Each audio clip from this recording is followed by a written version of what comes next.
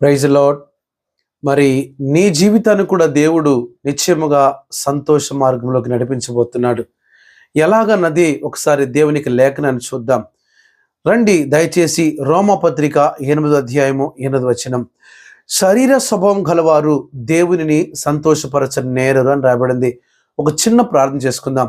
పరిశుద్ధ కృపగలిగిన మా తండ్రి, మాటను మీరు దీవించండి, దీవెనకరంగా మార్చండి. యేసుక్రీస్తు నామములో తండ్రి, ఆమేన్.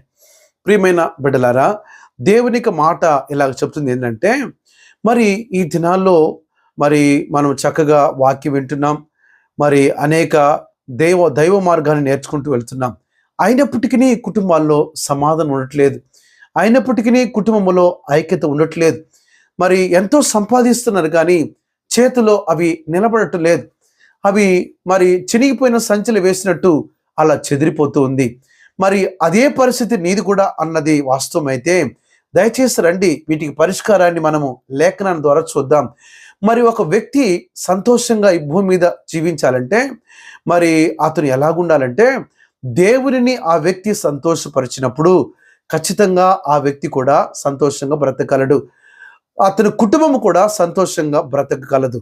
ఎందుకు అనంటే, మరి దేవుడు నివసించు ఆలయము మన హృదయమే గనక, మన హృదయంలో దేవుడు సంతోషంగా మనం ఉంచగలిగితే, మరి దేవుని యొక్క నియమానికి మనము లోబడగలిగితే ఖచ్చితంగా మనము కూడా సంతోషంగా ఉండగలుగుతాం. మరి సంతోషం చెదిరిపోవడం గల కారణం ఏంటి అన్నదాన్ని మనం ఆలోచన చేస్తే రండి. సామెతల గ్రంథము 10వ అధ్యాయము 1వ వచనములో, జ్ఞానము గల కుమారుడు తండ్రిని సంతోషపరచును, బుద్ధి లేని కుమారుడు తన తల్లిని దుఃఖపరచునని రాబడింది. మరి ఇక్కడ జ్ఞానము గల కుమారుడైతే తండ్రిని సంతోషపెడతాడు, మరి బుద్ధి లేని కుమారుడైతే తల్లికి దుఃఖాన్ని కలిగిస్తాడని రాయబడింది. అంటే తండ్రిని మనం ఎప్పుడైతే సంతోష పెడతామో, లేదు తండ్రిని సంతోషపెట్టే జ్ఞానం మనకు ఎప్పుడైతే ఉంటుందో అప్పుడు మనం కూడా సంతోషంగా ఉంటాం. దయచేసి మనం ఆలోచన చేద్దాం. మరి ఇక్కడ ఒకవేళ మనకు తండ్రిని తల్లిని సంతోషపరిచే జ్ఞానం మనకు లేకపోతే ఖచ్చితంగా తల్లిదండ్రులను దుఃఖపరిచి మనం సంతోషంగా ఉండలేం. మరి ఇక్కడ వాక్యము ఏం చెప్తుందనంటే, మరి ఆకాశమును భూమిని కలుగజేసిన దేవుడు మనందరికీ తండ్రి ఉన్నాడు, మనందరికీ తండ్రి ఉన్నాడు అనుకుందాం. మరి ఆయన మనకు తండ్రి అయినప్పుడు మనము ఆయనకి కుమారులమి. మరి మనం ఆయనకు కుమారులమైతే మరి మనము జ్ఞానము కలిగి ఉండాలని, మన కుటుంబము బాగుండాలని, మనం రక్షణలోకి రావాలని, నరకం నుంచి తప్పించుకోవాలన్నది మనందరి యొక్క తండ్రి యొక్క ఉద్దేశమే ఉన్నది. మరి ఆ తండ్రి యొక్క ఉద్దేశం నెరవేర్చబడాలంటే ఏం చేయాలి అనంటే, మనలో బుద్ధిహీనత తొలగిపోవాలి. మన జీవితంలో బుద్ధిహీనత వలనే మన కుటుంబాన్ని మనము దుఃఖములోకి నడిపించుకుంటున్నాం. బుద్ధిహీనత వలనే మన జీవితాన్ని మరి నాశనానికి నేరుగా మనమే నడిపించుకుంటున్నాం. ఏంటి ఆ బుద్ధిహీనత? మీరు అని అనొచ్చు, నేను బిఎస్సి అండి, ఎంఎస్సి అండి, ఎంసీఏ అనండి అని. ఒకవేళ మనము లోకములో చదువుకున్న చదువుని మనం చెప్పుకోవచ్చు. మరి ఇక్కడ ఏంటి బుద్ధిహీనత అంటే, చదవకపోవడం కాదు బుద్ధిహీనత. చదివిన వాళ్ళు కూడా బుద్ధిహీనులు చాలా మంది ఉన్నారు. చదువులేని బుద్ధిమంతులు ఉన్నారు, చదవగలిగిన బుద్ధిహీనులు కూడా ఉన్నారు. ఏంటి తేడా అన్నదాన్ని ముందు మనం ఆలోచన చేస్తే, ఆదికాండము 6వ అధ్యాయం 3వ వచనంలో మనం గమనించినప్పుడు, మరి అక్కడ నరులతో నా ఆత్మ ఎల్లప్పుడూ వాదించదు అంటున్నాడు. మరి ఎందుకు అనంటే, మరి దేవుడు ఏం చెప్తున్నాడంటే, మరి ఆది కాండము 6వ అధ్యాయం 3వ వచనంలో మనం గమనించినప్పుడు, నరులతో నా ఆత్మ ఎల్లప్పుడూ వాదించదు అంటున్నాడు. మరి ఏమయ్యారు వీళ్ళు అనంటే, తమ ఇష్టము చొప్పున నడుచుకోవడం ప్రారంభించారు. తమ మనసు చెప్పిన ప్రకారము, తన కళ్ళు చూపు ఇష్టపడిన ప్రకారము వాళ్ళు తమ శరీరాన్ని మరి చెడుపుకుంటూ వెళుతూ ఉన్నారు. అయినను దేవుడు ప్రతి వ్యక్తికి, ఏ కులమైనా, ఏ మతమైనా, ఏ జాతి అయినా కావచ్చు, ప్రతి ఒక్కరూ కూడా ఒక్క దేవుని బిడ్డలము కనుక ప్రతి ఒక్కరూ తన ఆత్మను ఉంచాడు. తన ఆత్మ అనగా దేవుని ఆత్మ ఎప్పుడు కూడా అది నీతివంతమైనది.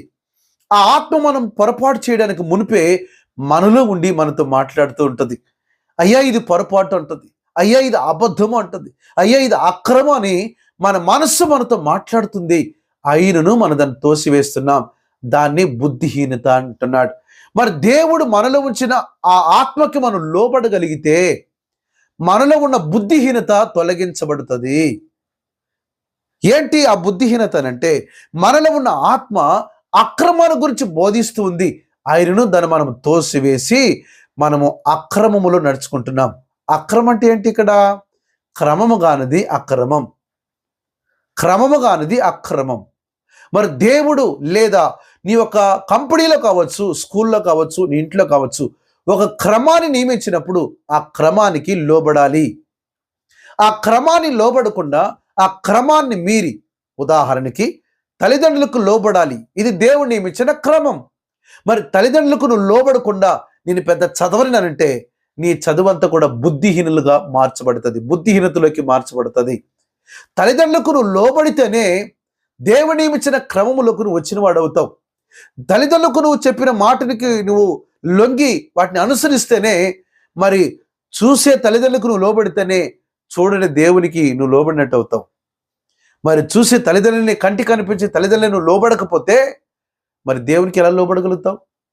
దేవుడు నియమించిన క్రమం ఏంటంటే, నీ ఎదుటనున్న తల్లిదండ్రులకి లోబడు, వారి మాటని ఆలకించు, ఆలోచన చేయి, ఆ మాటని జీవితంలో అనుసరించడానికి ప్రయత్నించు అన్నది దేవుని యొక్క క్రమం. అయితే ఆ క్రమాలను మీరి కొంతమంది మరి అక్రమమైన సంబంధాలు, అక్రమమైన అలవాట్లు, తమ దేహాన్ని మత్తుతో సంతోషపరచుకోవాలని, తమ దేహాన్ని అక్రమంతో సంతోషపెట్టుకోవాలని ప్రయత్నాలు చేస్తున్నారు. ప్రియమైన సహోదరుడా, సహోదరి, దయచేసి నువ్వు ఆలోచన చేయి. నీ దేహాన్ని కూడా నువ్వు చెడుపుకున్నావా? నీ నోటి మాట ద్వారా, లేదా నీ కంటి చూపు ద్వారా, నీ హృదయ ఆలోచనల ద్వారా నువ్వు చెడుపుకున్నవాడవైతే దాన్నే బుద్ధిహీనత అంటారు. ఏమయ్యా, నేను ఒక్కడే చెడుపుకున్నానా? ఎవరు చెడుపుకోలేదా? ఒకవేళ 1,00,000 మంది ఉండొచ్చు చెడిపోయిన వాళ్ళు. మరి నోవహు తరములు కూడా తన తరం వారందరూ చెడిపోయారు. తన తరం వారందరూ కూడా శరీరం చెప్పినట్టుగా నడుచుకొని, తమ దేహాన్ని అపవిత్రపరుచుకొని, తమ ఆలోచన అనుసరించి తమ దేహాన్ని అపవిత్రమైన మార్గంలోకి నడిపించుకున్నప్పటికీ నోవహు మాత్రము అలాగలేదు.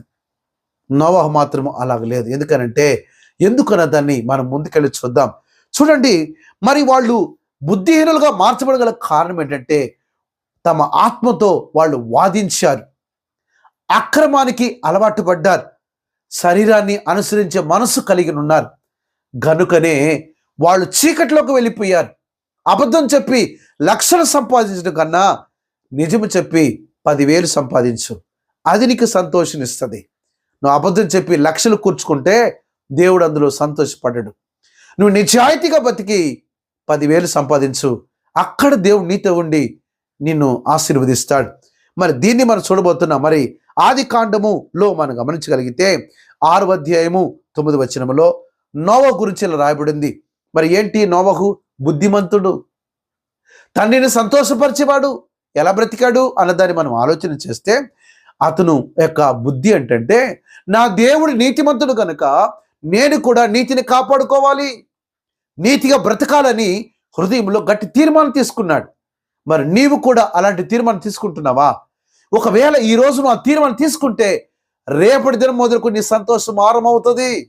ఎందుకంటే దేవుడు నీకు సహాయం చేయడం ఆరంభిస్తాడు. ఎందుకంటే ఈ రోజు నువ్వు తీసుకున్న తీర్మానం బట్టే రేపు నీ జీవితం ఉంటుంది. ఈ రోజు నువ్వు వేసే విత్తనాన్ని బట్టే రేపు నువ్వు ఫలాన్ని కోస్తావు. ఈ రోజు నీతిని విత్తు, రేపు సంతోషాన్ని కోసుకుంటావు.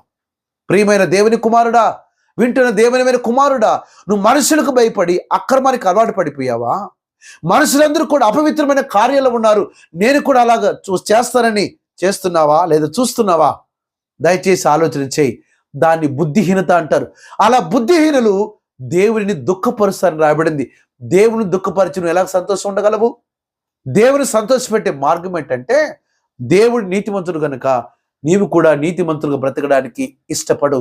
నోవహు కూడా అదే చేశాడు.